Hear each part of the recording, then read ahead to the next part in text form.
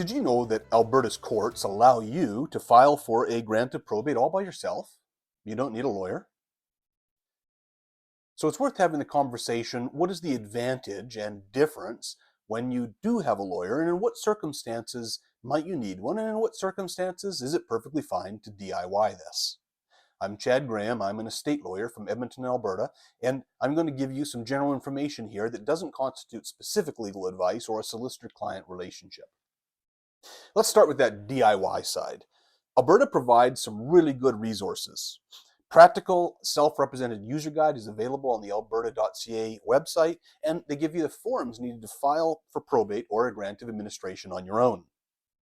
And for a simple uncontested will, where you probably have one or two beneficiaries and no real complexity, this is something most people can relatively easily manage.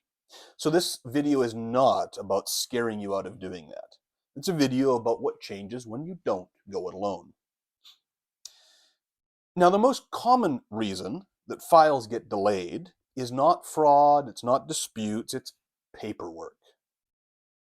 Missing information, an incomplete inventory, or a notice that wasn't served completely can get in the way.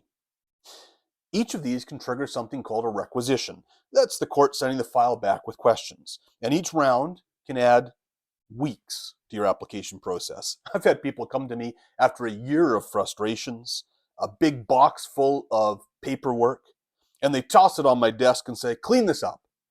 By this point, by the way, it makes things more expensive and more challenging because it's a lot more work to untangle the mess than to do it right in the first place. But if that is you, I'm happy to help. A lawyer who does probate regularly knows what the court is going to ask for before it even asks it, and sets it up so that your mistakes are minimal or not at all. Now, here's another fact that most people probably don't know. Alberta's courts now accept something called Surrogate Digital Service.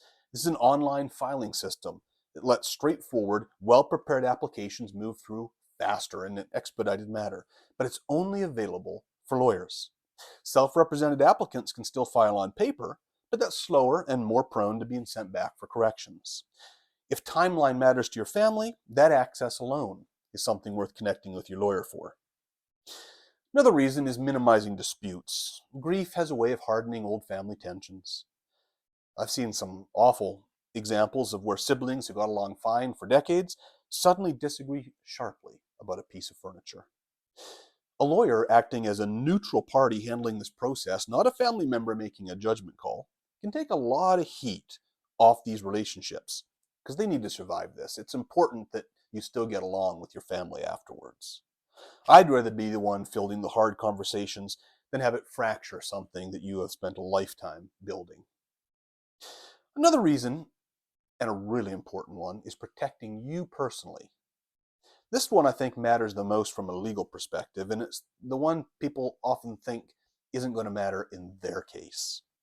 As an executor or an administrator, you can actually indeed be held personally liable for distributing before debts are paid, for missing a creditor, for filing taxes wrong.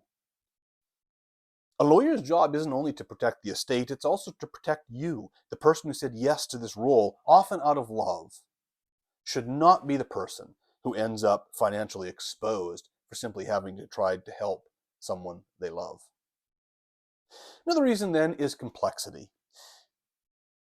If there are business interests, if you're dealing with real estate, especially if there's property in more than one province, a blended family where you have children from previous marriages, or uncontested or unclear provisions that you're not certain how to deal with in the will, then it is definitely a time to contact your lawyer. These are not fill-in-the-form situations. They need judgment, and judgment is exactly what experience will buy you.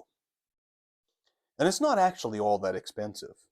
Most lawyers are going to charge you the surrogate court's recommended fees, which at the current time are $22.50 plus GST and a small percentage of the estate depending on its value, and there's a formula that goes in there. But a typical Alberta estate, we're talking about $4,000 or $5,000 for a year-long process of legal help. Now here's how I think about the role.